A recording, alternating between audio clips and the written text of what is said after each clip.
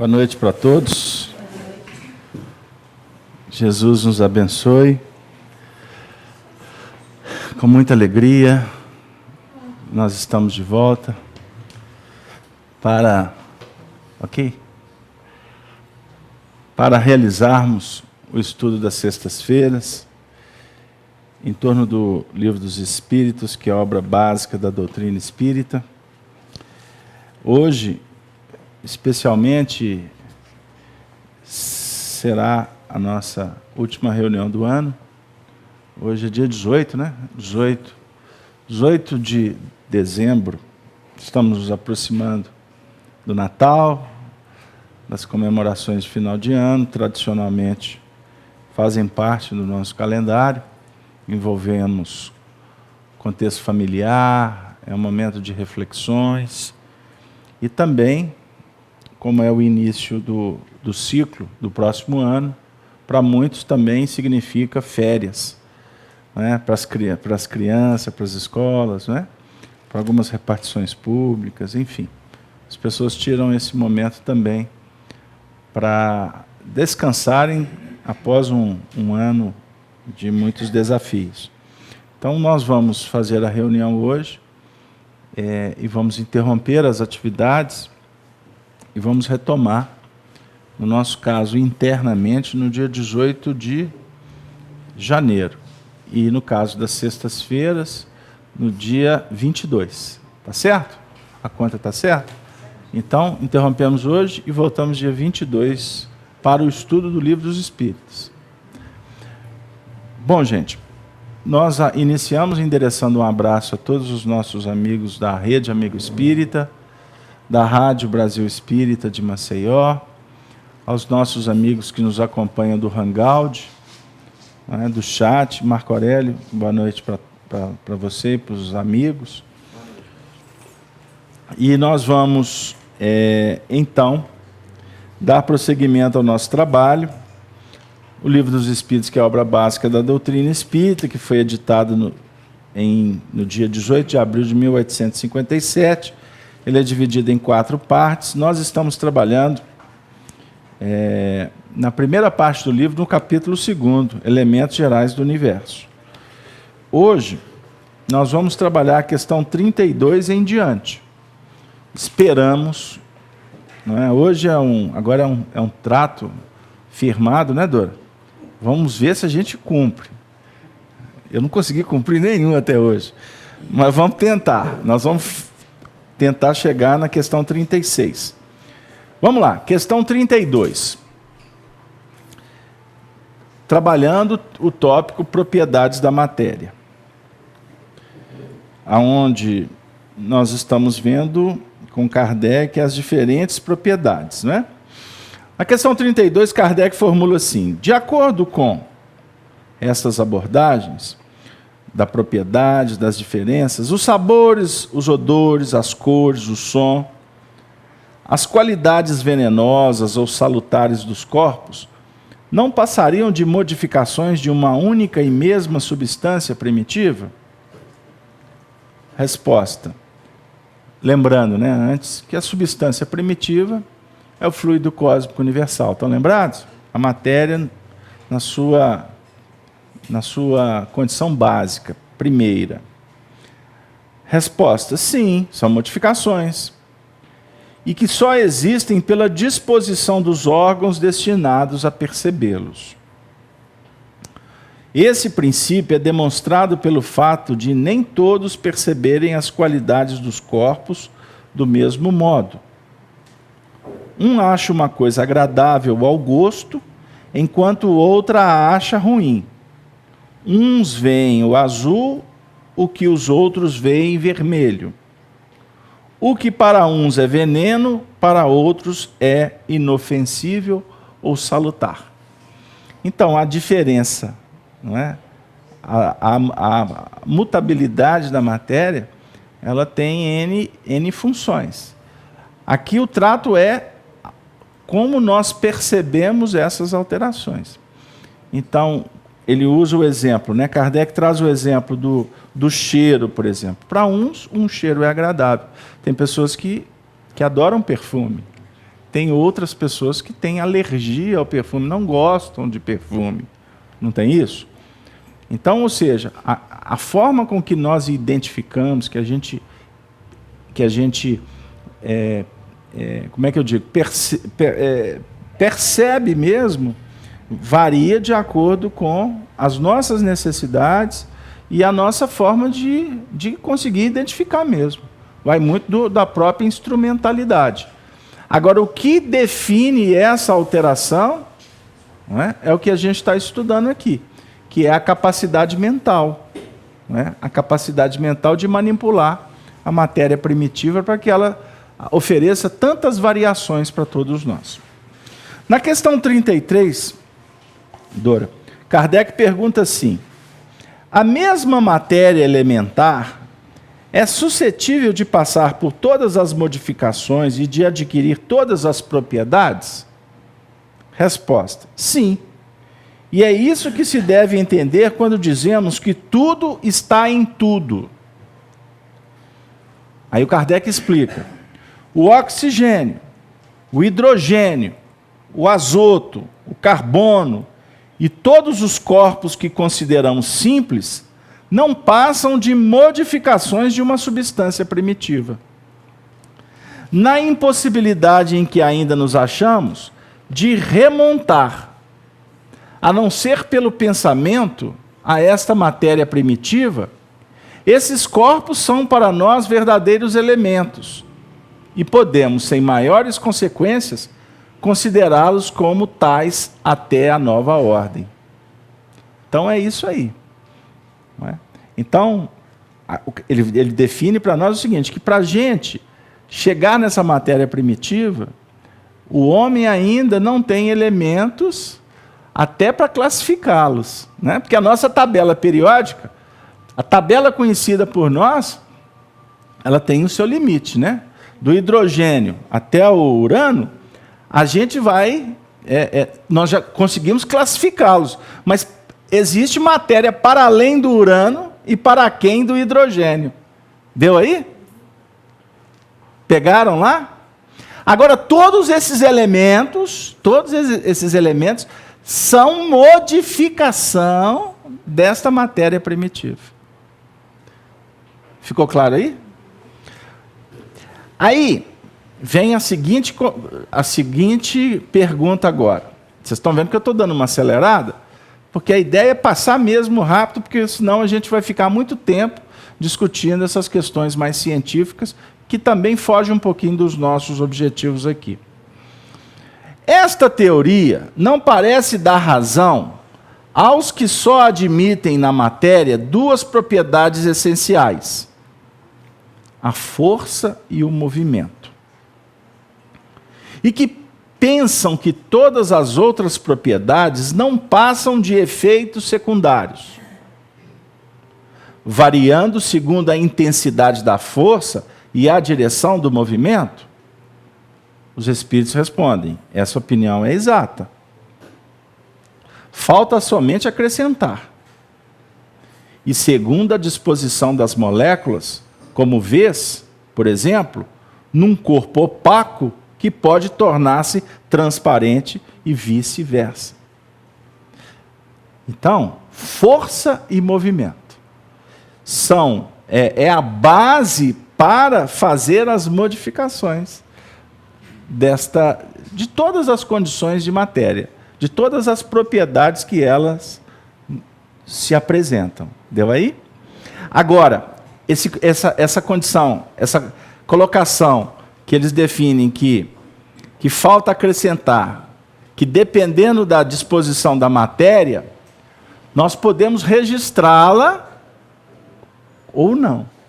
O que é opaco, não é? Pode se tornar o quê? Oi? Perceptível, não é isso? Aí, vamos trazer mais para a questão prática para a gente entender. Nós registramos com os olhos físicos a presença dos espíritos? Tem alguém aqui que consegue? Não é possível. Por quê? Não, antes. Os espíritos, eles utilizam a matéria para se expressar no mundo espiritual? Não? Como é que são os corpos dos espíritos? Como é que é quando a gente desencarna, nós não temos o perispírito? Ou o espírito é apenas uma fumaça? O espírito é apenas uma chama? Não. O espírito tem um corpo que, diga-se de passagem, esse corpo, o perispírito, ele é o modelador do nosso corpo físico. Então, quando nós desencarnamos, o corpo físico é do pó, volta para o pó. Nós vamos para o mundo espiritual com o corpo de manifestação, o veículo de manifestação, que é esse corpo espiritual. Certo? Por que nós não conseguimos enxergar os espíritos e os seus perispíritos? O perispírito é matéria. Se ele é modelador da matéria carnal, ele é matéria também. Porém, uma matéria que está numa dimensão diferente, que está num tipo de vibração diferente, mas é matéria. Então, se nós estamos falando aqui que o fluido, que a gente manipula o fluido cósmico universal, e ele vai adquirindo propriedades, né? Variações de propriedade, e nós podemos chegar e fazer um livro dessa matéria primitiva, dessa matéria primitiva que o espírito manipula para fazer o seu corpo espiritual. E esse corpo espiritual, como nós dissemos, é o modelador do corpo físico. Certo? Mas, para enxergar os espíritos, nós temos que ter a faculdade que é a mediunidade. Certo? Então, o médium vê o espírito não com os olhos físicos. O médium vê o espírito com a sua percepção que está para além, ou melhor, para a sua percepção que alcança o que os instrumentos materiais não conseguem. Essa faculdade mediúnica nos coloca em condição de ver a matéria numa outra variação, num outro tipo de estrutura, mas é matéria. Os espíritos, quando desencarnam, um espírito desencarna com uma enfermidade, ele pode permanecer com essa enfermidade, não pode? Pode. Se essa enfermidade é orgânica, o corpo morre, teoricamente a doença fica com o corpo, certo? Mas existem os fatores psicológicos. Então existem doenças que elas, ou a maioria das doenças, para não dizer todas, que elas têm um efeito psicológico muito importante para o espírito. Então é muito comum o espírito desencarnar com uma doença, ele manter essa doença no seu campo psicológico. Entendeu? Aí ele vai precisar de um tempo para ele compreender, para que ele possa passar por uma terapêutica que o desvincule daquilo que fixou no seu campo psicológico, no seu campo íntimo.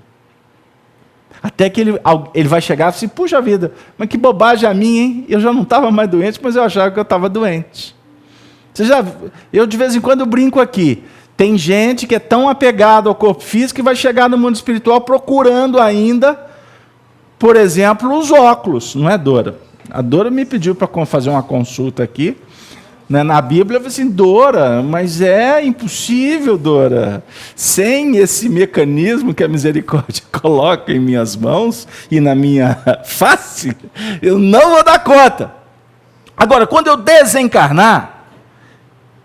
desencarnar, esta limitação, essa inibição que existe no aparelho visual, eu não vou ter mais esse aparelho visual, tá certo? Porque aí eu vou enxergar com a alma, eu vou enxergar com o meu espírito, certo? Mas eu estou tão condicionado que eu preciso do óculos, que quando eu chegar lá no mundo espiritual, a Dora falou assim, Casalberto, lê o evangelho aqui para mim, aí eu vou olhar para o evangelho, eu já estou condicionado aonde que está, Dora? O óculos. Aí lá no plano espiritual, vou procurar o óculos, porque eu julgo que eu ainda preciso do óculos. Então isso é o que eu estou tentando falar sobre fixação psicológica, é o hábito. Entendeu, senhor Murta? Então lá eu vou registrar. Então Casalberto, então peraí. Até aí eu entendi, mas significa que no plano espiritual tem livro? Uai, como que não tem? Tem livro. Tem. Vocês já assistiram o filme nosso lá? Como é que são os jantares lá, para falar nisso, né, Dora? Já que nós vamos ter ceia agora. Nós vamos ter ceia agora no final de ano. Como é que são as ceias lá no plano espiritual? Vocês lembram lá do jantar que o André Luiz foi participar na casa da dona Laura? Estão lembrados? Né? Ou vocês estão achando... Aí trouxeram a jarra, esse era o jantar. Aí o André Luiz falou assim, mas isso aí é uma jarra d'água. Não, André. Porque a necessidade do espírito, no que remonta à sua nutrição, ela é diferenciada. Para aqueles que já estão em condição de enveredar pela sutilização da matéria. Absorver energia de uma outra maneira, pelos raios solares. Aumentar a capacidade de retenção de nitrogênio. E aí o André Luiz vai dando aula lá. É matéria. Deu aí? Embora existam espíritos que desencarnam e precisam ainda até de um determinado tipo de alimentação muito, muito vinculado à alimentação da Terra. Ele tem que passar por um processo de adaptação. Então, lá no mundo espiritual tem alimentação pesada também. Vamos fazer um paralelo aqui, que os espíritos me trouxeram essa imagem aqui de relance. Quando a gente fica enfermo, vai para o hospital, nós não temos que fazer uma adequação àquela alimentação do hospital? Papinha, não tem uns negócios assim? Caldinho, depois da cirurgia, mingauzinho, não pode com sal. E o indivíduo está assim, mas eu queria uma feijoada, eu queria isso, não, meu filho, mas não pode, nossa, mas doutor. Né? Não tem uns negócios assim? Tem casos que não pode nem beber água. Agora, você imagina, a gente vai para o hospital, ser obrigado a passar por um processo de uma alimentação mais frugal, porque o organismo está em processo de recuperação, certo? Olha que interessante, no mundo espiritual, quando a gente está muito fechado nas questões da Terra, lá, para adequar, para se adaptar à realidade lá, a gente tem que, muitas vezes, passar por um processo de ter uma alimentação pesada, para ir caminhando para a sutilizada. Eu não vou entrar no mérito, porque isso causa até um certo constrangimento interpretativo. E alguns podem até criticar, porque precisa de mais elementos. Aonde que está escrito? Né? Tem uns críticos assim, qual o espírito que falou isso? Né? E não para refletir na lógica do processo. Então a gente tem muitas informações que nos garantem tirar deduções muito tranquilas. Ou seja, aplicar evangelho nas coisas da vida aqui na Terra para o tempo todo nos preparar para lidar com uma manipulação de uma matéria num nível cada vez mais sutil. Pode ser aí alguma pergunta? Marco Aurélio, participações. O pessoal falou que semana passada houveram mais participações, eles gostaram. Né? Gostaram bastante. E aí, tem alguma? Ainda não. Ainda não? Ainda não. Fala para a Cleusa. Cleusa, você não vai mandar uma pergunta? Ela é tão participativa. Deixa eu mandar um abraço aqui para Maria Peixoto, para a Cleusa, para a Elisa Cruz, para a Rosângela, a Juliana e a Helena. Que bom. Um grande abraço para a Rosângela também. Gente, alguma consideração, Gino? Não? Então vamos para a questão 34? As moléculas têm forma determinada? Lembra quando estudaram química? As moléculas têm forma determinada? Certamente, as moléculas têm uma forma, mas que não podeis apreciar. Aí ele já está começando a projetar para um outro tipo de forma que escapa às nossas apreciações. Certo? Essa forma é constante ou variável? Kardec era pesquisador.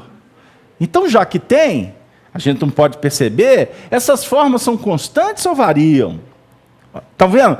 Eu costumo dizer que a pergunta do Livro dos Espíritos, tem hora que a pergunta é mais inteligente que a resposta.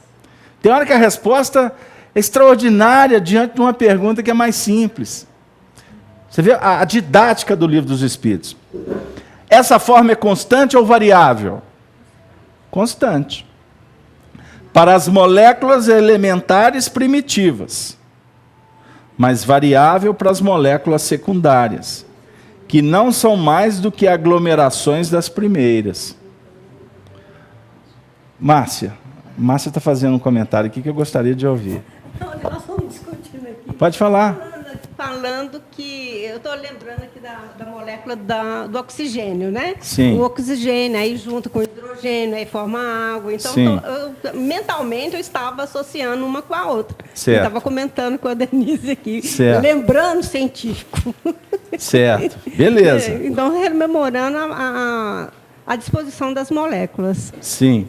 Então, olha para vocês verem. Então, as elementares primitivas são constantes, mas variável para as moléculas secundárias, que não são mais que aglomerações das primeiras.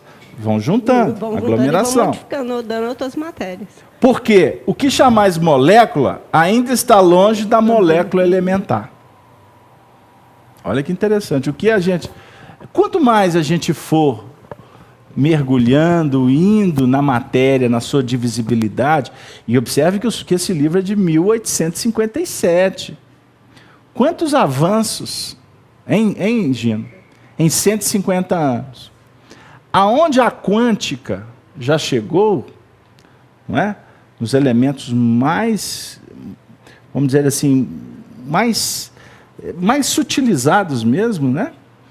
Ainda não chegou na matéria primitiva. Então, o que isso define para nós? O tanto que a ciência ainda tem que caminhar. Até que vai chegar um dia em que a ciência do Evangelho estará caminhando para e passo com a ciência da Terra. Eu vou inverter. A ciência da Terra caminhando para e passo com a ciência do Evangelho. E o espaço universal? Dora, está falando que a gente ia conseguir? O espaço universal é infinito ou limitado? Agora vamos bagunçar o coreto. O que vocês acham? O espaço universal, ele é infinito ou ele é finito? Ele é limitado? O que vocês acham?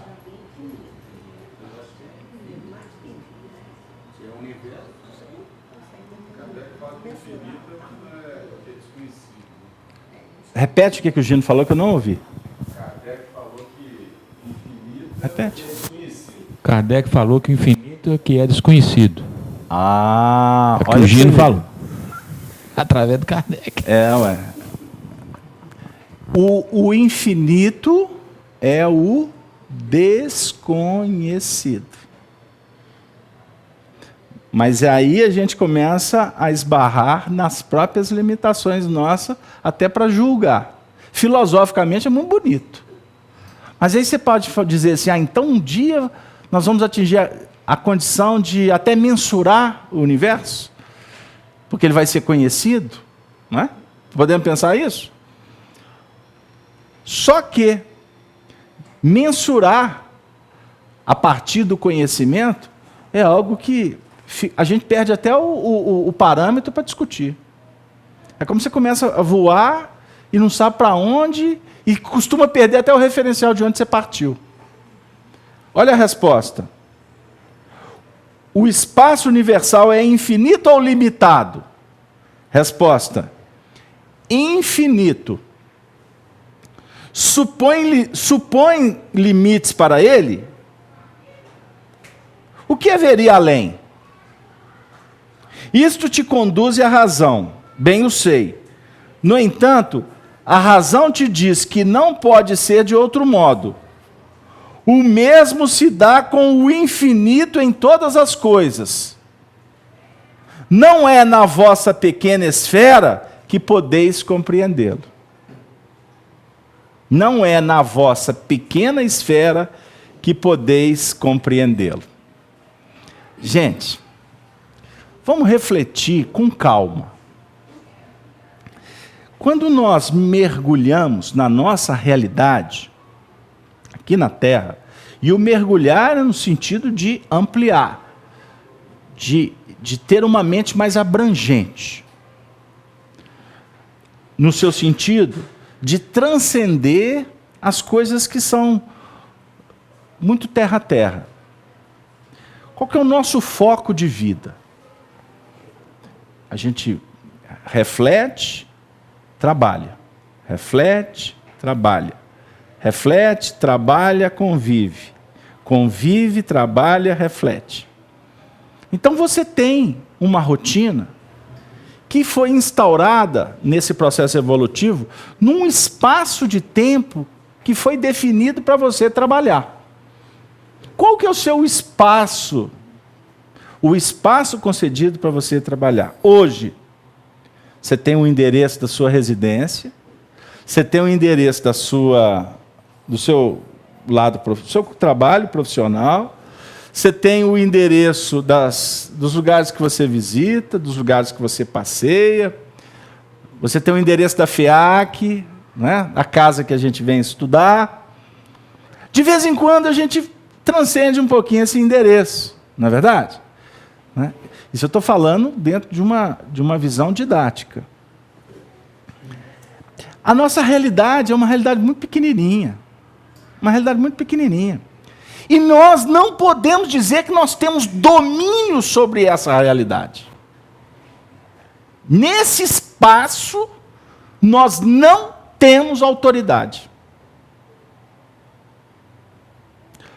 Porque uma circunstância muito simples costuma nos desautorizar e a gente perder totalmente a condição de dizer, aqui eu gerencio. Não é assim?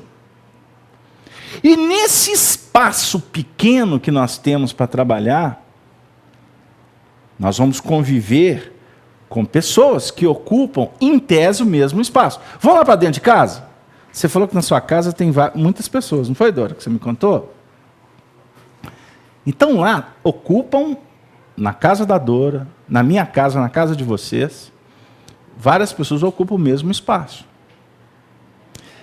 Quantos problemas, quantos desafios existem nesse espaço que nós não conseguimos resolver? Ainda. Eu nunca tinha pensado nisso. Olha que desafio que os Espíritos me colocaram aqui agora.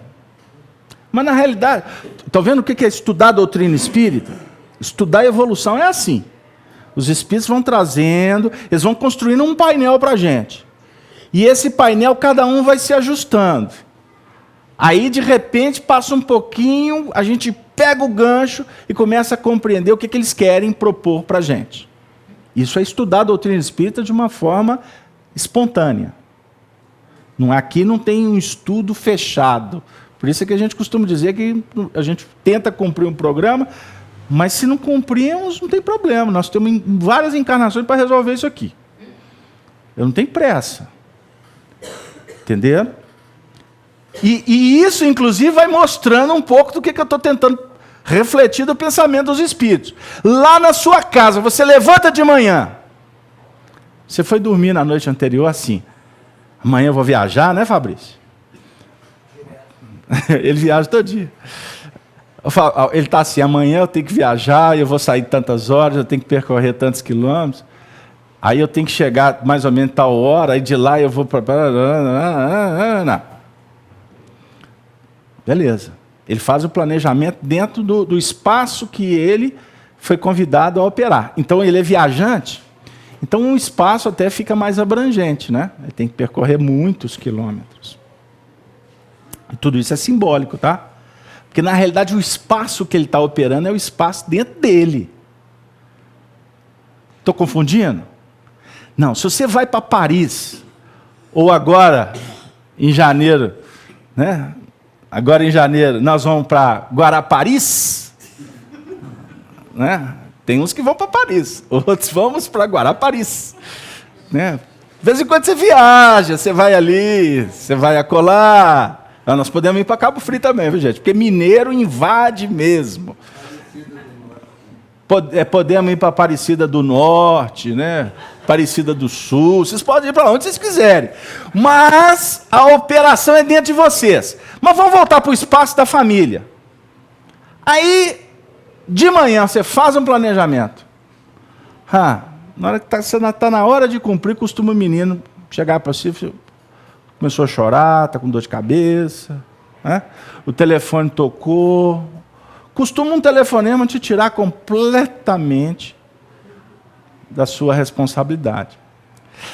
Aí eu vou dizer o seguinte, nesse universo intricado, pequeno, ínfimo, que nós operamos, nós não somos doutores de nada. Quando a gente começa a pensar num universo um pouco para além do que para nós já é concebível, tudo se torna mais difícil.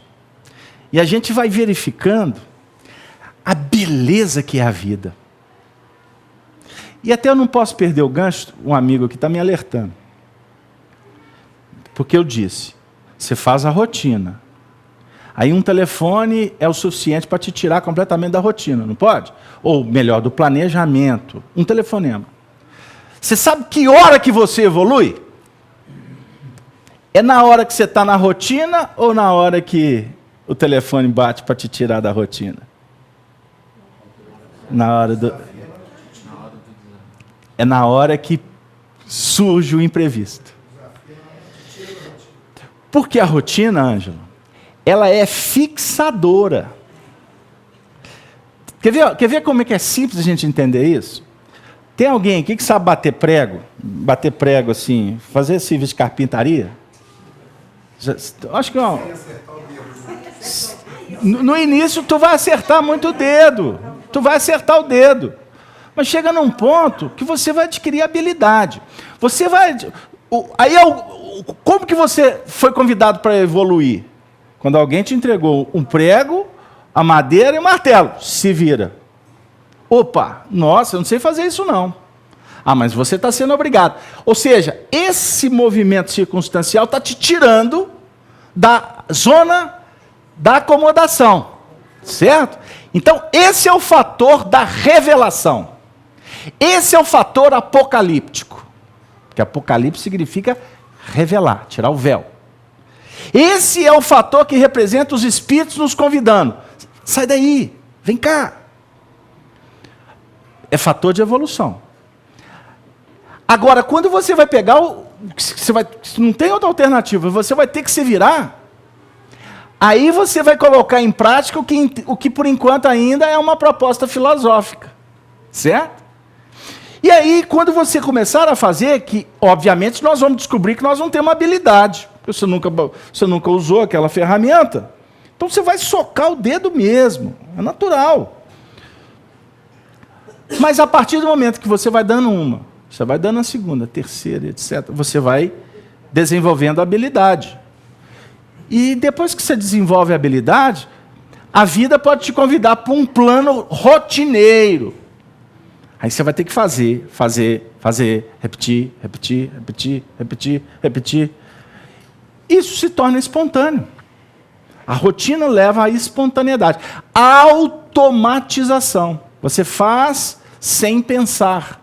Você faz sem elaborar. sem raciocinar. Certo? Isso é importante.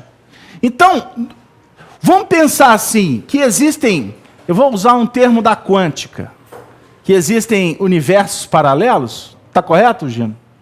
O universo das cordas, né? Etc. A nossa vida, ela é um convite para compreendermos as diversas moradas na casa do Pai. Olha como é que a gente chega com Jesus. Capítulo 14 do Evangelho de João, no primeiro versículo. Não se turbe, tarará, tarará, credes em Deus, credes também em mim. Na casa de meu Pai há muitas moradas. Se não fosse assim, eu vou-lo teria dito. Vou preparar-vos lugar. Como é que ele prepara lugar? Ele prepara lugar nos mostrando que existe um lugar. Primeira coisa. Porque ele não vai, ele prepara no sentido circunstancial. E depois ele vem. Não é a continuação do texto? Aqueles que estão acostumados com esse processo.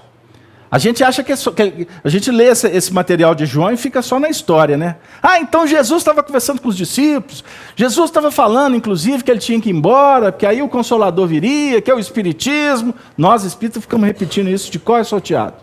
E não paramos para refletir no processo que se dá ao nível íntimo do aprendizado.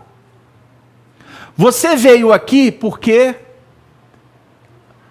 um motivo doloroso, um incômodo, uma curiosidade, criou uma circunstância e te impulsionou a vir aqui. Alguns vieram porque vibram em vir aqui. Não estão vindo por dificuldade, estão vindo por amor. Mas são raros. São poucos. A grande maioria estamos vindo porque precisamos. Não é assim que a Dora que gosta desse termo. A Sony que fala disso. Sony fala assim, eu venho aqui porque eu preciso. E preciso muito. Porque aqui simboliza a minha afirmação. Aqui simboliza para mim um movimento para adquirir segurança. Então aqui é o símbolo. Jesus preparando o lugar. Como que ele prepara lugar? Ele é um professor que abre uma escola, organiza essa escola, coloca recepção, coloca atendentes. Essa escola tem cantina. Tem cantina, lembrei meus tempos. Cantina lá no Bressane, vai São Paulo, gente, eu gostava da cantina. No dia que servia, no lanche servia uma macarronada lá, espetacular. Eu, menino, com a fome danada. A cantina é muito valorosa. Que ela dá o alimento. E aí vinha com suco. Lembrei do quisuco. Fazia aqueles balde de quisuco aí, a gente chegava. Gente, tempo de carência era bom demais da conta. Eu vibro com essa fase. E hoje, a abundância danada. Aí não valoriza. Aí. Voltando. Tem a cantina. Aí tem um departamento médico. Tem. Não tem? Quando os meninos esfolam o pé. Machuca lá na quadra, pisa no caco de vidro, só anjo, né? Os meninos. Aí essa escola aqui, ela oferece vários recursos. Então, a escola prepara lugar. No seu sentido do acolhimento. Mas depois, quando você é envolvido, acolhido, começa a perceber a beleza da escola, aí você começa a valorizar o que os mestres ensinam nessa escola. A ciência do viver. Aí você vai aprendendo e tomando gosto, aí daqui a pouco você não fica contente em só receber a lição, a macarronada, o curativo, encontrar os amigos. Você não fica satisfeito só com isso. Você começa a sentir uma necessidade de trabalhar também. Este é o movimento da evolução. E quanto mais você for trabalhando, você então, igual o martelo, o prego, a madeira, o enxó, etc., você vai adquirindo habilidade. E você passa a administrar melhor aquele espaço que foi te concedido naquele tempo, que existe uma relação, espaço e tempo. O espaço é a sua casa, é a FEAC. O espaço é a sua profissão, a sua escola, certo? Ali é o espaço. O tempo, a idade que você está vivendo, não é? Essa etapa da sua vida. E as pessoas, não é? As pessoas que são os elementos que favorecem o despertamento do espírito para entender a lição. Porque a gente não aprende a lição sozinho. Aí a minha filha falou assim, ela está mudando de série. E mudando de série, Dora, vamos conversar. A gente está na escola, né? Aqui a escola temos Pestalozzi, temos Eurípides Barçanudo, tantos educadores. Aí ela está mudando de série. E ela é novinha, coitadinha, né? Ou coitadinho de mim, né? Aí ela disse assim, ô papai, eu estou ansiosa. Por que, minha filha? Porque eu tive o melhor ano na escola. Se ela souber que eu contei isso para vocês, eu não entro em casa hoje. Mas eu tive o melhor ano da escola, de todas as séries, essa turma foi a melhor, etc. Ô pai, eu não sei quais serão as minhas amigas e os meus amigos na próxima série. Porque eu já tive notícia que eles vão espalhar todo mundo. Aí eu pensei comigo, louvado seja o nosso Senhor Jesus Cristo. Para ela é o inferno. Para ela é o purgatório, como falam os católicos. Para nós o umbral. Porque espírita é igualzinho católico. Tem o purgatório e nós temos o umbral. O efeito é o mesmo, psicologicamente, né? Porque o povo ainda está preso com esses ranços religiosos. Mas voltando, para mim era o céu. Para ela era a tortura, era a Inquisição. Por que para mim era o céu? Porque nós, como pais, e educadores, vamos entendendo que o processo da socialização, do conhecimento, da adequação, das variações, é extremamente importante para o nosso aprendizado. Então, inclusive, nós podemos deduzir que ficar em grupo fechado não é salutar. Ficar fechado em compartimento não é bom. Porque, inclusive, tem prazo de validade. Prazo de validade. Grupo fechado, relação específicazinha ali, ela tem prazo de validade. Porque são raras que são aquelas sustentadas por um verdadeiro amor. Porque amor verdadeiro é nutriente. Amor verdadeiro não acaba. Mas quando nós militamos dentro dos planos das emoções, das sensações, de uma relação utilitarista, enquanto está olhando para mim e me tratando bem, ela é maravilhosa, ela é linda, mas quando começa a falar a verdade, não serve, eu sabia que tinha alguma coisa de errado. Ela que é a maravilhosa. Quer dizer, relação de utilidade. Então, a diversidade, a ampliação dos nossos horizontes, vai o quê? Nos convidando para a gente operacionalizar em frentes diferentes. É lógico que nós precisamos de alguns pontos de referência. Qual que é o ponto de referência fundamental para o espírito na Terra? Espaço, tempo, pessoas. Foi um bochicho espiritual que eu ouvi? Ou foi um encarnado mesmo? Quem falou? Oh, louvado seja o nosso Senhor Jesus Cristo, para sempre seja louvado. Em nome do Pai, do Filho e do Espírito Santo. É isso aí, minha filha, para brincar com você. É isso aí, família. Você pode trocar, você pode variar, você pode frequentar várias escolas, mas a família você não pode trocar. A mãe que você tem, você não vai ter outra. Você pode ter mais uma, mais duas, mais 30, mas aquela mãe é sua. O seu pai é aquele seu pai. Você pode ter, ele pode até não ser um pai na acepção da palavra, mas ele é o seu pai. Os seus filhos, você pode ter muitos, tem muitos que empolgam. Filhos e filhos e filhos. Né? Não se preocupa em responsabilizar por eles. Mas pôr no mundo é a coisa mais fácil. Não é verdade? Nós podemos ter muitos filhos e eles serão os filhos, indivíduos, responsabilidades, certo? Então, simbolicamente, para não estender. Agora, amigos, você pode ter muitos. Difícil nos tempos atuais. Dentro desse contexto do egoísmo, das pessoas que pensam só em si. Não é? Você é muito amigo enquanto você serve. Eu vou repetir. Você é amigo para aquilo. Aquilo que você faz, você tem aqueles amigos. Para outra coisa que você faz, você tem outro amigo. Aí, na realidade, isso não é amigo. Isso poderemos classificar como companheiros, colegas, parceiros, né? São termos. Mas amigo é coisa para se guardar do lado esquerdo do peito, como disse o poeta. São poucos. Porque subentende-se amizade, comprometimento. Amizade é um casamento. Casamento. Por isso é que a gente, quando fala do casamento, eu gosto sempre de transcender.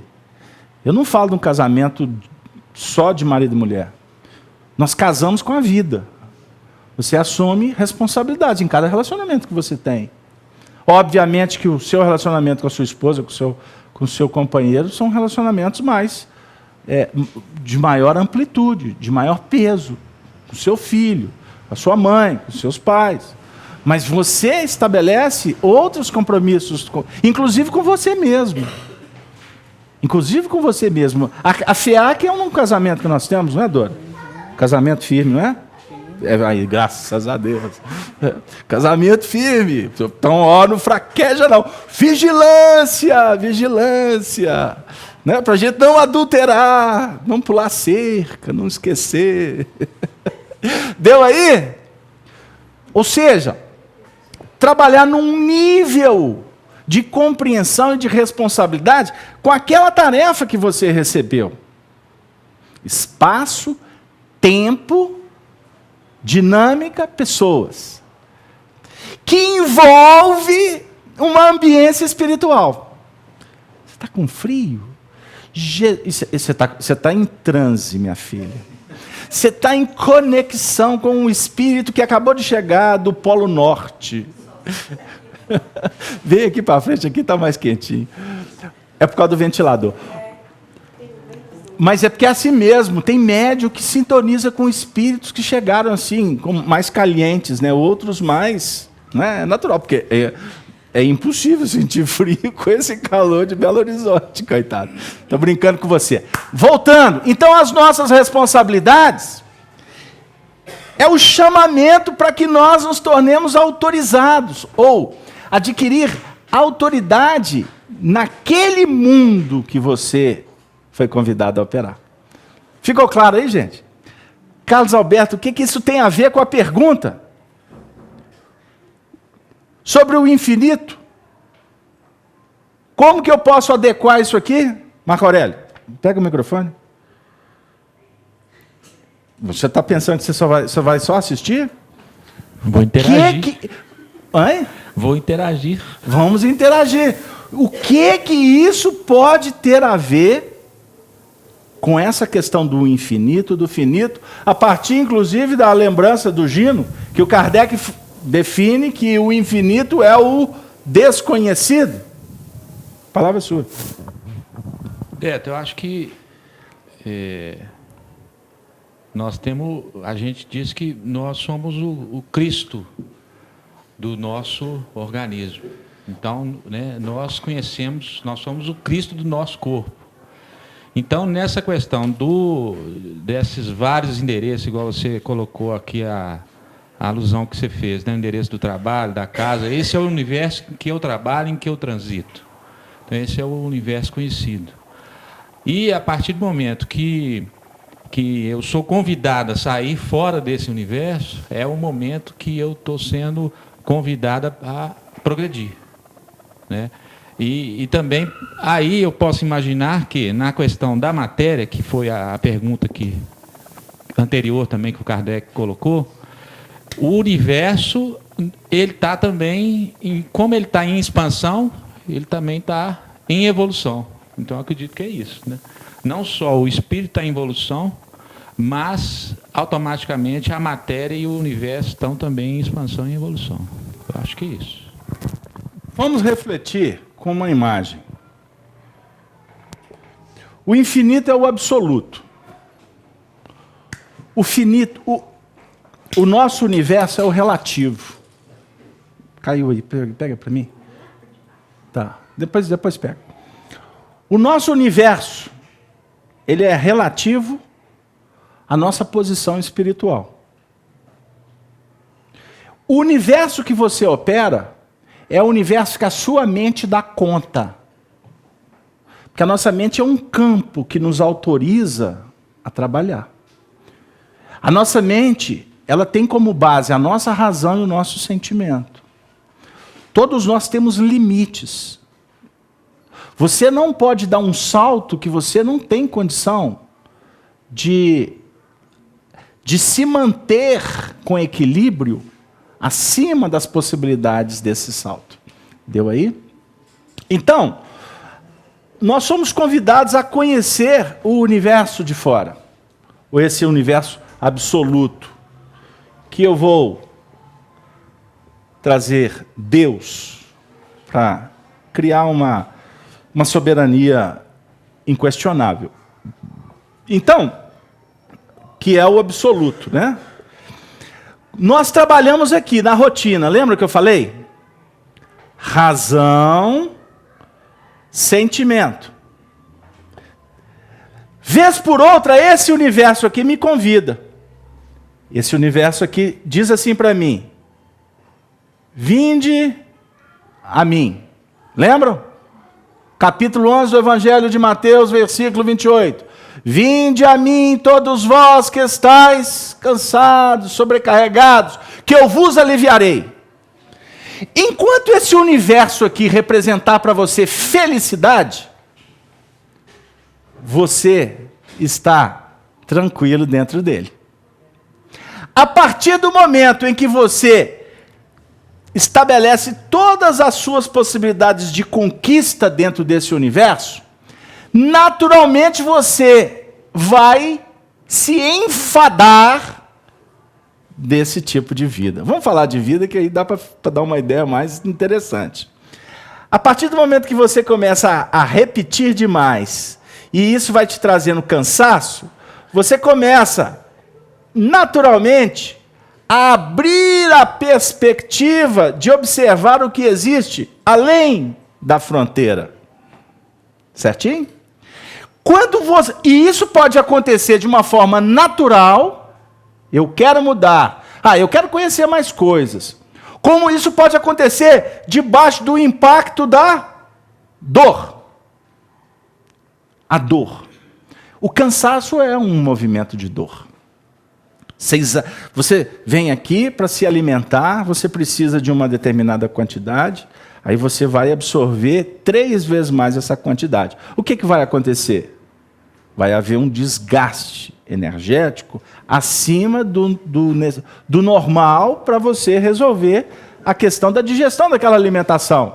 Isso vai te trazer o quê? Uma consequência, não vai? Cansaço.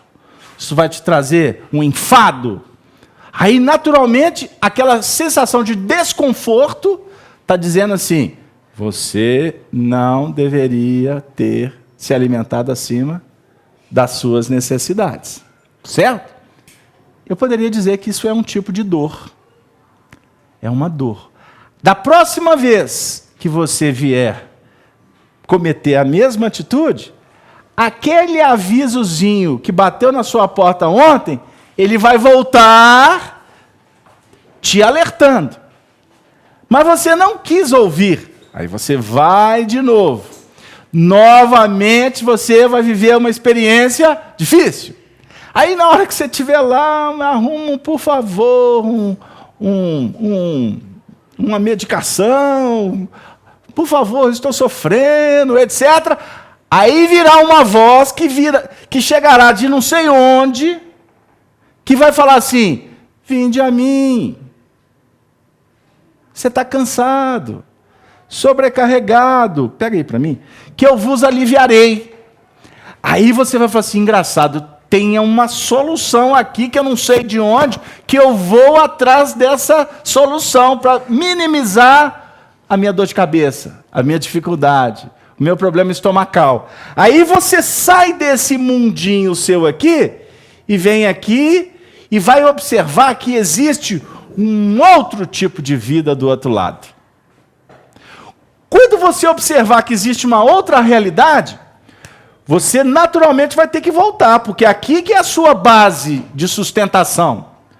E quando você voltar, você vai estar trazendo muitos elementos que você recolheu aqui, que vão confrontar com esses que se encontram aqui.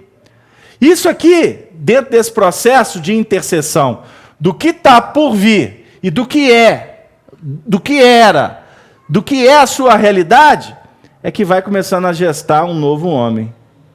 Está dando para acompanhar, gente? Esse novo homem vai se candidatar para viver num outro universo. Até que ele experiencie tudo que ele tiver que experienciar nesse universo, para acontecer a mesma coisa, e ele chegar aqui de novo e escutar: não se turbe o vosso coração. Estou usando agora outro texto que tem tudo a ver.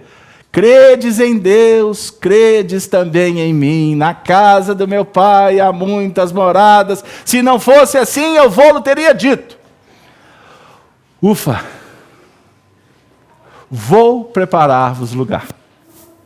Você vai sentar aqui nessa reunião. Dora, vocês lembram que ela falou que ela é fiel à FIAC? Lembra? Eu não tenho dúvida que a Dora está sentada aqui. Em nível doutrinário, ela não está assimilando mais nada. Ela já aprendeu tudo que ela tinha que aprender. Certo? Mas ela está aqui, nesta posição, não porque ela está aprendendo isso que eu, aqui no Beabá, estou custando a entender. Mas ela já fixou esse caractere e já está colocando esse caractere para fora em forma de trabalho, em forma de doação, numa expressão de amor. Deu aí? Então, no início, a gente vem pela justiça. No início, a gente vem para ser convencido. A gente vem para perceber que tem alguma coisa. Aí, depois que você pega, que você absorve, aí isso passa a te interessar de uma tal forma, e aí você cria uma relação de alimentação daquela fonte. Aquela água é boa. Eu vou lá, eu vou beber daquela água. Aquela água, ela tem tudo a ver comigo. Aí você vai se fortalecendo, você vai se fortalecendo. Aí daqui a pouco você está assim, cuidando da fonte. Para que outros que cheguem possam beber dessa fonte. Aí você vai lá, não é? Aí você vai cuidar para a água ficar limpinha. Aí daqui a pouco, como você gosta muito da fonte, mas essa fonte podia ter umas flores aqui do lado. Vamos fazer um jardim para quem vier beber a água, além de beber a água, ver uma florzinha aqui. Já está dando um toque de amor. Deu aí? Um toque de amor, sabe por quê? Não foi porque ela inventou a flor. É porque quando ela foi lá para o plano absoluto do universo, ela viu que da fonte que dimana de Deus, tudo é perfeito. Tudo é diferente. Não é requinte. É nobreza. É cuidado. É ternura. É carinho. Deu aí? Aí você não consegue fazer mais como você fazia antes. Gente, o assunto, ele vai ganhando corpo. Ele vai ganhando corpo, porque nós vamos entrando dentro desse universo, que é o meu universo, que é o seu universo, e você vai perceber o seguinte. Eu falei do moço que fazia viagem. Quantas viagens você faz por mês, Fabrício? Não precisa contar, não? Um monte, né? Eu posso dizer para vocês, e ele vai me dar razão. Ele pode ir no mesmo endereço viajando. Vou chutar aqui, Triângulo Mineiro. Você já deve ter ido centenas de vezes no Triângulo Mineiro. Não teve uma viagem que foi igual a outra. Não teve. Toda viagem teve uma experiência diferente. Então, vamos pensar o seguinte: a viagem é a mesma.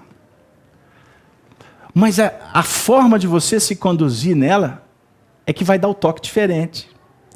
É que vai efetivamente te mostrar que existe um universo a ser descoberto. Nós nunca vamos nos dar por satisfeito. A beleza da vida está nisso aí. Você vê que a gente construiu, falando, para chegar aqui.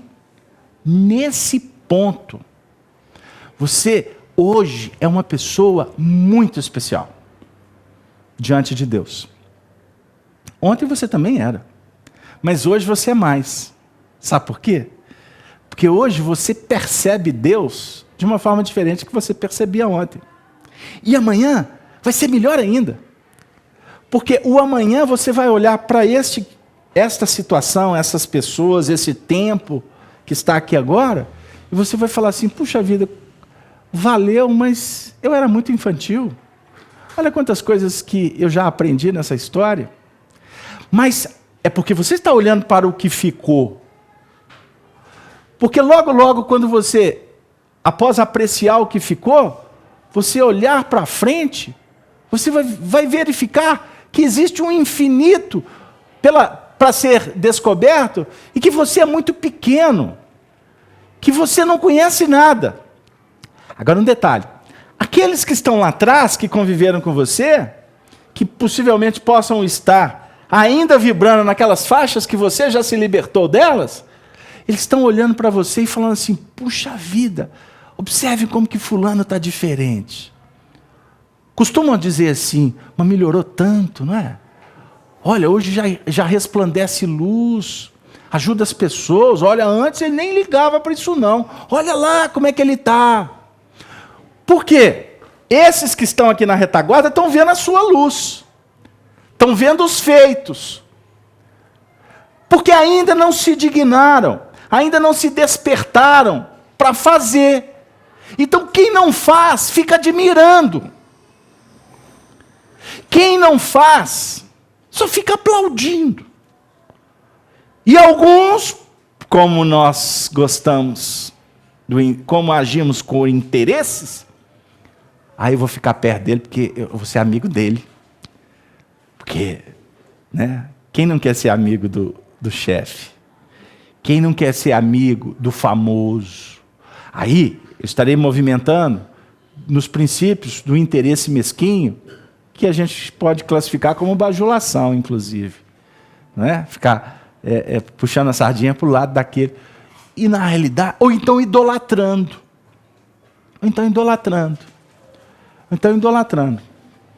Eu vou contar uma experiência muito interessante que aconteceu conosco. Há muito tempo atrás, surgiu uma pessoa que nós acolhemos como acolhemos muitos ao longo da vida. Porque acolhendo o outro, a gente se acolhe. Cuidando do outro, a gente cuida da gente. Não é que você vai fazer por interesse. Mas o trabalho junto com o semelhante é algo extraordinário. É a única força que vai te garantir sustentação no futuro. É o que você faz pelo outro. Guardem isso. O que você faz pelo outro advoga a sua vida em qualquer tempo, em qualquer espaço, com qualquer pessoa. E aí nós acolhemos essa pessoa, e essa pessoa passou pelo procedimento que eu passei, como muitos passaram e que muitos vão passar. Que é esse: chegar pedindo, ser acolhido, orientado, consolado. Aí de repente a pessoa começa a se ajustar e ela descobre um novo mundo. E a doutrina espírita é um novo mundo mesmo. E é um mundo que não acaba. Eu costumo brincar dizendo, para que eu fui ler o Livro dos Espíritos? Eu não esqueço a cena, eu trabalhava na Mesbla Veículos. Um amigo meu era digitador. Os computadores desse tamanho. Aí eu entrei na sala, do lado do computador dele, o Livro dos Espíritos. Eu olhei, que é isso, Fausto? Uai, você não sabe não? Isso é o livro da doutrina espírita. O livro estava novinho. Eu olhei o livro e disse, Fausto, é esse que eu estou precisando. Não, mas eu não li não. Depois a gente era muito brincalhão, azar é seu, compra outro. Para que eu fui ler aquele livro? é o livro da minha vida. E eu apresentei o livro para o moço. E apresentar o livro para o moço é simbólico a doutrina espírita. E ele se encantou, e ele foi se encantando, ele foi se encantando. Aí ele entrou no movimento natural que acontece com muitos, que é o do fanatismo. Fanatismo. E passou a eleger ídolos. E por mal dos pecados eu fui um dos. Tudo para ele era a minha pessoa. E isso eu fui percebendo que ele começou a exagerar. Eu falei assim, isso vai, daqui a pouco, que sobe e desce. Não deu outra.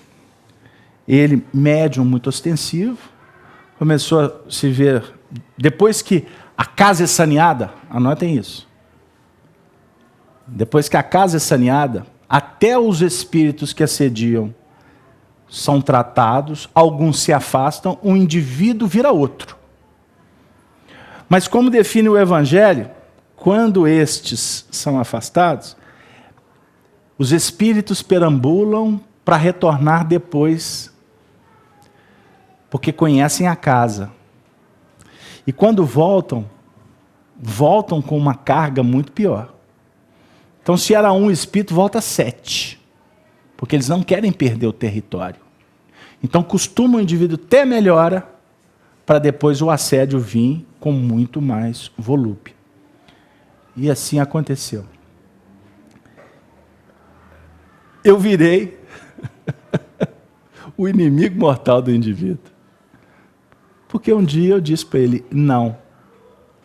Então, se antes éramos alguma coisa, porque eu disse não, passamos a ser o adversário principal. É assim que acontece no movimento de uma relação utilitarista, de uma relação cega, de uma relação fanática, apaixonada. Devemos entender que ver a luz, nós podemos ver de N formas. Mas a forma mais importante de ver a luz é ter nela um convite para que o indivíduo possa fazer luz nele mesmo. E não ficar admirando a luz do outro. Pegou aí, já? Então o indivíduo começa a acender. É natural que a observação daqueles que estão em torno se amplie. Alguns admiram, outros vão apedrejar, outros vão fazer de tudo para impedir que o indivíduo continue. Ou seja, o processo que Jesus vivenciou entre nós, ele simboliza toda a trajetória que cada um de nós vai percorrer. É da lei. Nascimento, vida e morte. Aqui no caso, é o nascimento do Evangelho, é o viver o Evangelho e morrer pelo Evangelho. Não, Casalberto, não quero isso não. Tá, não preocupa não. Mas você é mãe? Você é pai? Nós não estamos morrendo pelos nossos filhos? Mas não é morrer desse jeito que você está pensando, não. Porque tem umas mães aí que, meu Deus, tem umas mães aí que morrem mesmo. Porque ela quer que a filhinha com 38 anos continue essa maravilha, esse anjinho desse tamanhozinho, deitado lá no bercinho. Essa é a mãe. A maternalista, que acontece com os pais também, né? Os paternalistas. Não, eu estou dizendo no sentido de trabalhar para dar a vida por eles. Da mãe, minha época isso era muito comum, porque a vida era mais difícil, né? Graças a Deus, hoje a política favorece, a economia, está tudo regalado, não é? Um país justo, pessoas honestas, está todo mundo diferente. Na minha época era completamente difícil. Uma escassez danada, e aí vai. Então era muito comum, né, nas classes inferiores, socialmente falando, e eu sou delas, costumava ter uma merrequinha de comida assim dentro de casa. Aí na hora de dividir, quantas vezes a mãe falava assim, fica com a minha parte. Não, e ela pegou, você viu?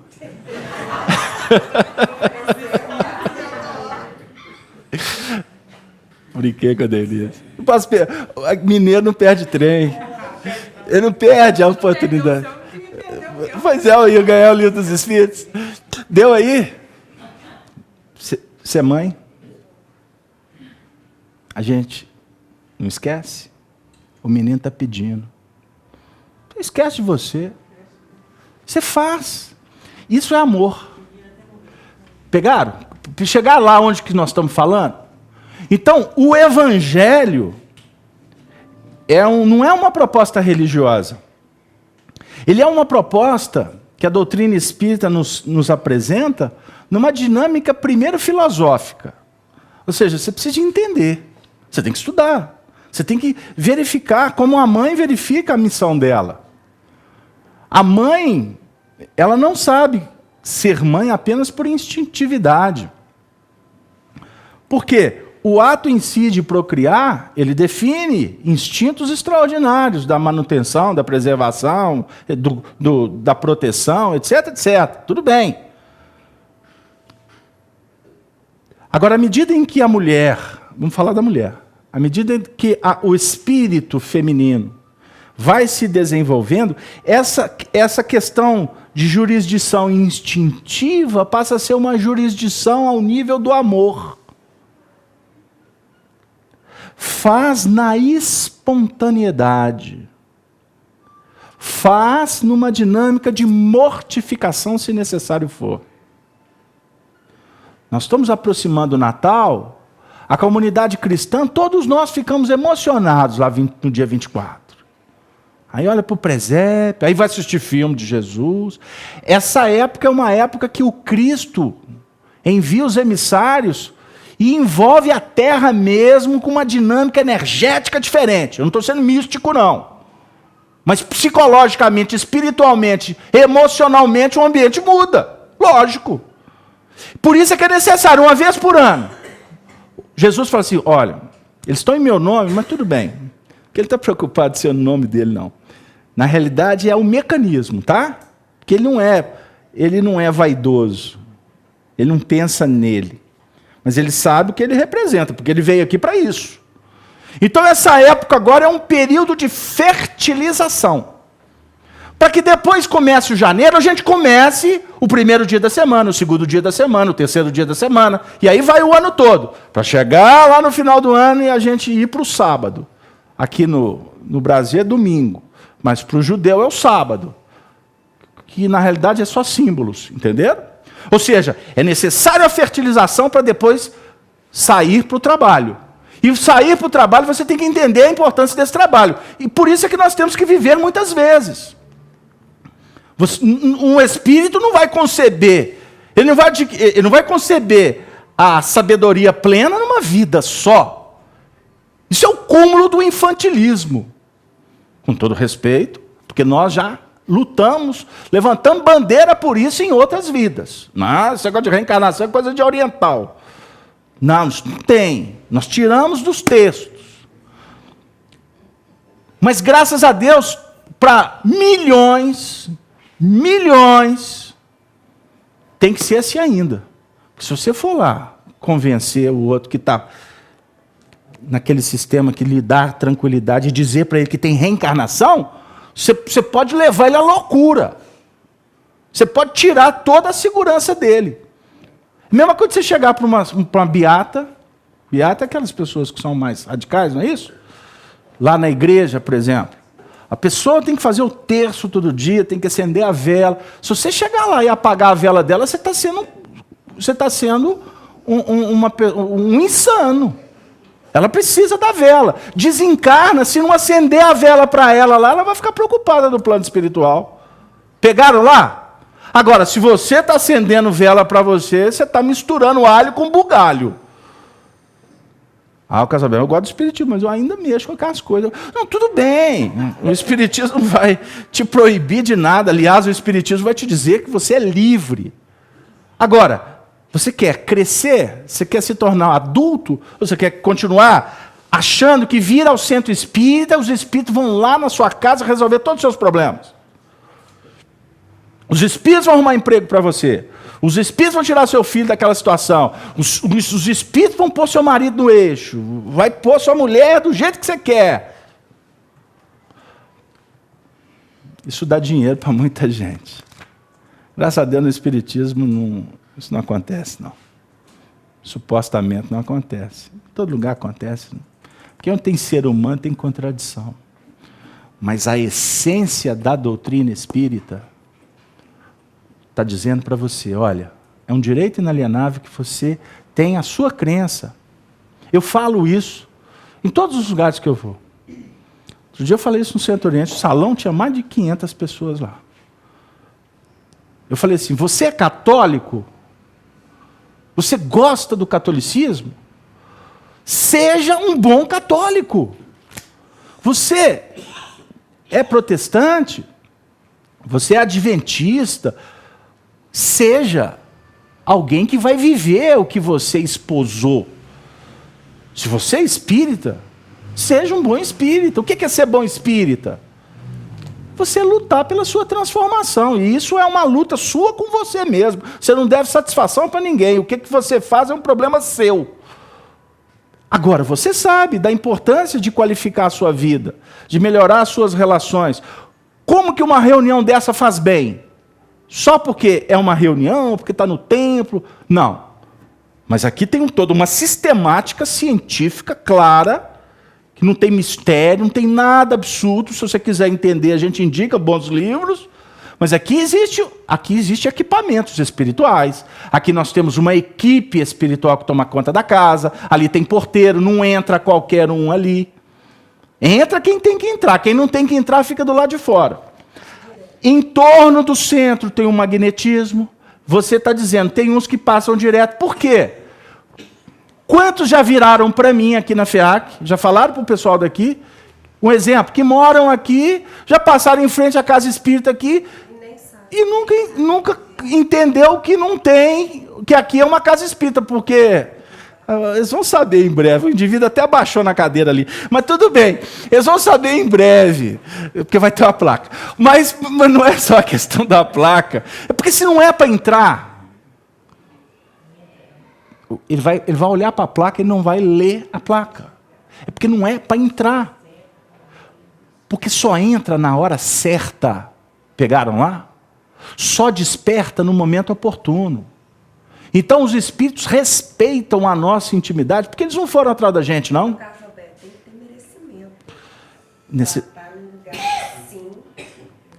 Vamos pensar uma coisa. Como é que é o seu nome mesmo? Luana. Pensa uma coisa para a gente só manter a humildade. Tem que ter necessidade.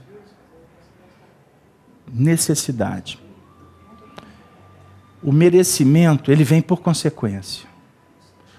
Porque se eu falo, tem que ter merecimento, é só um ajuste, eu entendi, o que você falou está certinho, não tem nada errado.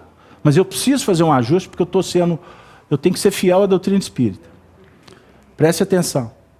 Se eu falar merecimento, fica parecendo que todo mundo que está aqui somos merecedores e que outros não são. É só um ajuste. Não. Nós somos necessitados. Todos somos necessitados. Mas existem necessidades diferentes. As moléculas, a matéria primitiva, ela não tem as suas variações, não foi isso que a gente estudou aqui? Então nós todos, cada um aqui tem uma necessidade diferente. Agora, o momento, vamos falar assim, o momento, já que falamos de espaço, nós estamos no mesmo espaço, não estamos? Fisicamente na Terra, a FEAC é o espaço.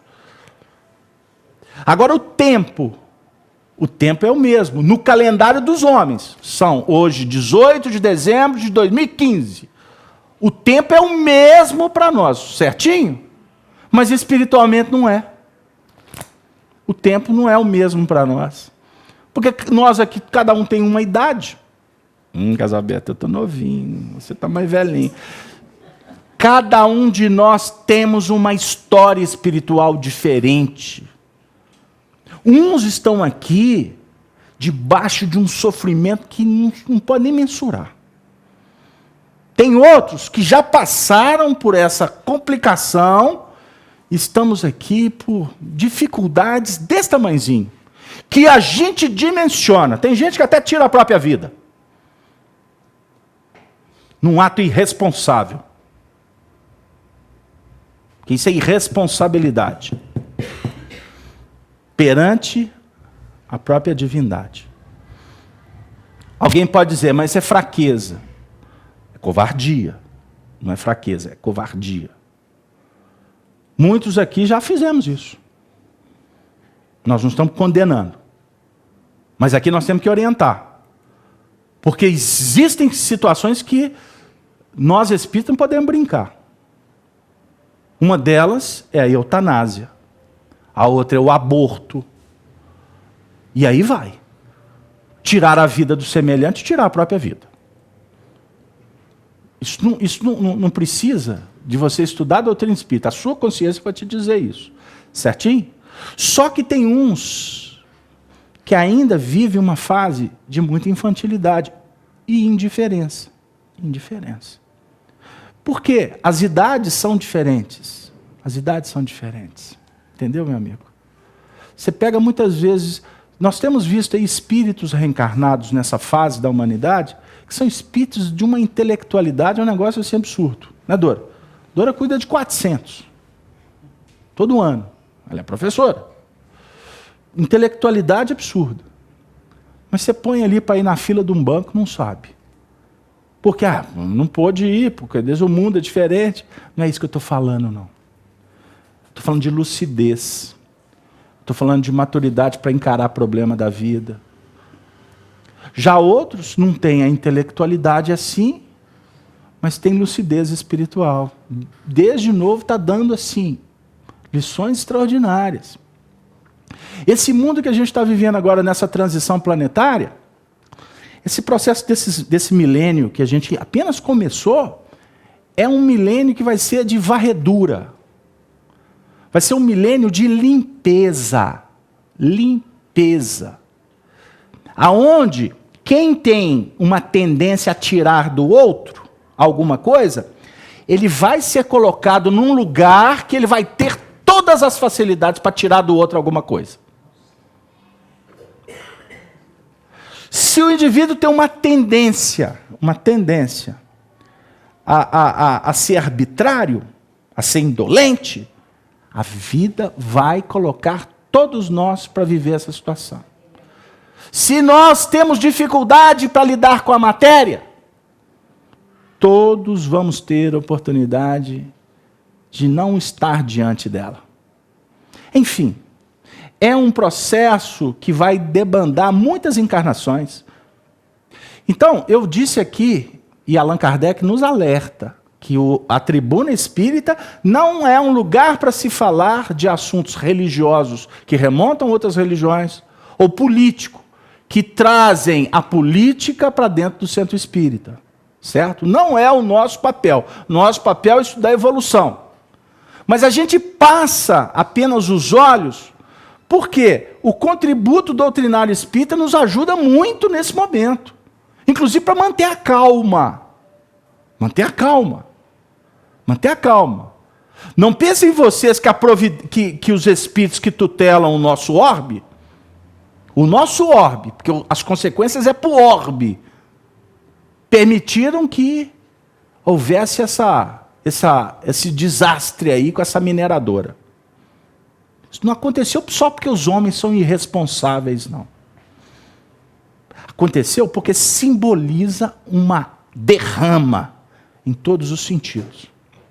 Uma limpeza que está acontecendo de uma forma que está deixando todo mundo estatelado. Porque está sendo passada uma vassoura. Essa vassoura pode passar até devagar, mas essa vassoura está sendo passada. Se o tempo é um tempo do último dia da semana do Senhor, que é esse próximo milênio, é um tempo de verificação, de afirmação e também de constrangimento, eu vou usar um símbolo aqui para vocês entenderem o que significa essa época que a gente está vivendo. Sabe quando você vai limpar, que você é meio preguiçoso, uma sala, que você levanta o tapete e joga a sujeira toda debaixo do tapete? A fase que nós estamos vivendo é que alguém levantou o tapete. Deu aí? E ver, todos nós, observem o que eu estou dizendo. Cuidado com os julgamentos. Cuidado. Porque todos nós estamos sendo convidados a ver a sujeira que nós mesmos fizemos. Então, quando a gente avalia a limpeza que está acontecendo no âmbito social,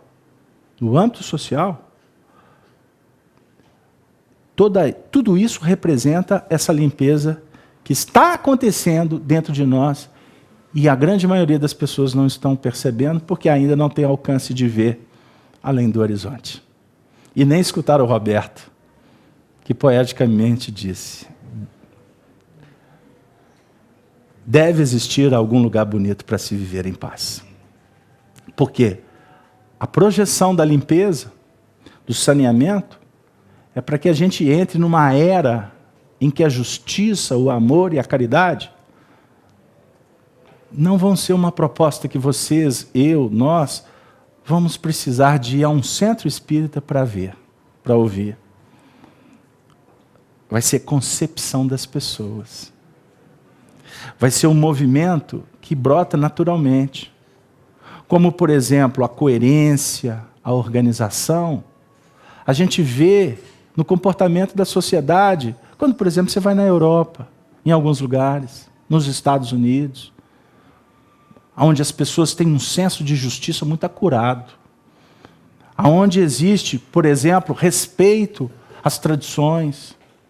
Quando você marca uma consulta num lugar, essa consulta, você vai ser atendido no horário que aquela consulta foi marcada.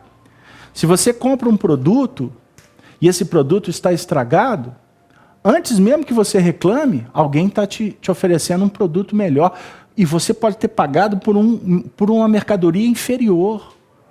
A compensação, ou seja, o que impera é a justiça. Então, como eles precisam do que nós oferecemos. A alegria na solidariedade, a disponibilidade, o interesse em estabelecer cada vez mais essa dinâmica que proporcione para todos nós uma visão mais ampla da vida.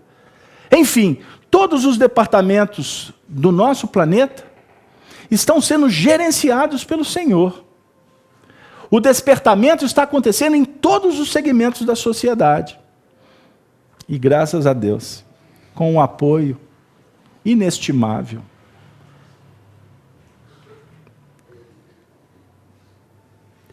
Com o apoio permanente de Jesus.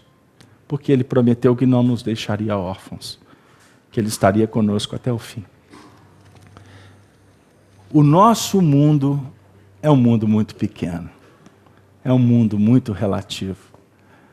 Diante da excelsitude do universo.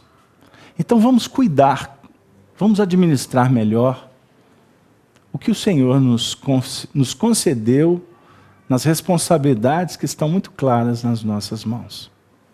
Não atropele, não desrespeite, não seja intolerante, não use força aonde precisa de paciência, de carinho, de solidariedade, porque o despertar de cada um se dá no momento que é definido por Deus.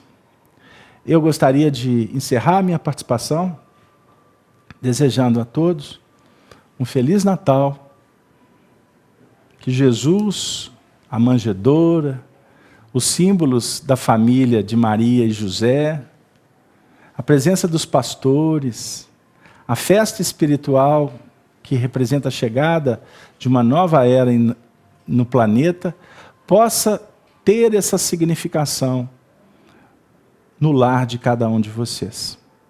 Que a paz, a alegria, a fraternidade, as brincadeiras, mas também o momento de oração, o momento que nós aproveitamos para ensinar um pouco para as crianças, para falar um pouco delas, para elas, sobre o que é o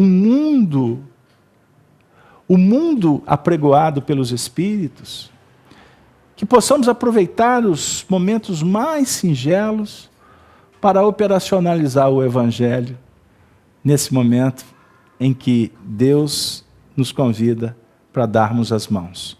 Aproveite para perdoar, para reconsiderar, para reaproximar. O momento é oportuno.